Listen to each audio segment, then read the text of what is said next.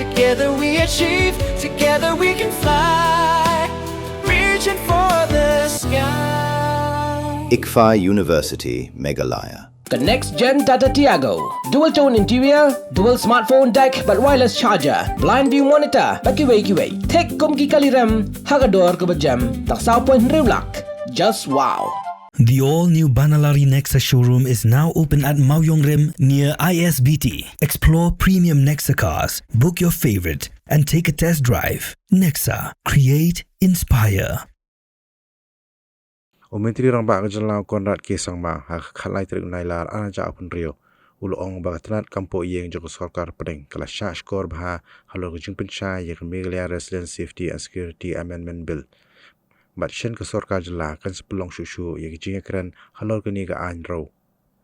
Habakren chikla pathai kubur Konrad sang ma ulong bagi he officer joko Sorkar Jylla kala da Pynlong bun sien yak Jinglang mat home secretary ban pensai ban ai jing batai babnya Halor ki kendon mat kimat prepare joko Meghalaya Resident Safety and Security Amendment Bill. Menteri Rang Bak olakodo namar baga bill ke kentup ikimat ki bajwat kumta kadan kam yak Jingïakren jumut bar ke Jingïakren ke babnya bah ha ke kerdan jongki officer. In my last visit to Delhi, we had a very detailed meeting with the Home Secretary.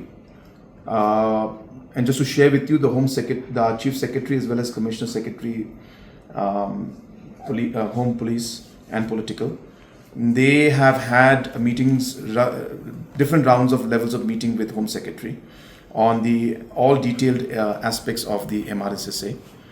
And we have been moving in the positive direction and right direction.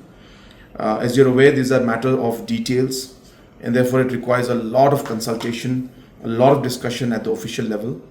But in our last meeting we had with Home Secretary, we could understand that the Home Ministry, MHA, and Government of India are very positive about it. And in our discussion, a lot of positive points came out. The Chief Secretary and Commissioner Secretary Political will be having a meeting very soon again.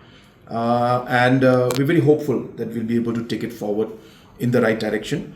But as I said, till things don't happen, it will be not correct for me to disclose all the aspects of things and what are the issues that are there. But I can only tell you that, as I said, discussions were very positive. And Deputy CM and myself had a very long discussion with Home Secretary, and we're very hopeful that it will move in the right direction.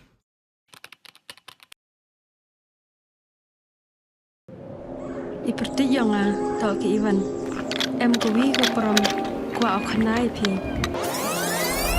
Iwan,ไปคอนแรมกว่าลายสกุลมั้งคนตอนฉันแน่พลังนี่ทำเป็นบทเองกินหลักพา บนเส้นกิบรุงจุกลีพาเกียงตั้งกี่ขมัดพร้อมชนะยี่หยอกพยได้ còn Ivan ông rồi cái bên husu cái gram mò tao đã bốn cái gram tem etir đi pi tao con đây nè ya khi biểu ngài nên mà em khi mà vào tâm anh em già hết em sẽ là ngâm sang kêu vào cậu Tapi ni pergi yang pergi ke kuat ulai ni training ke boleh benai ni mata bawa cina bawa sains suruh.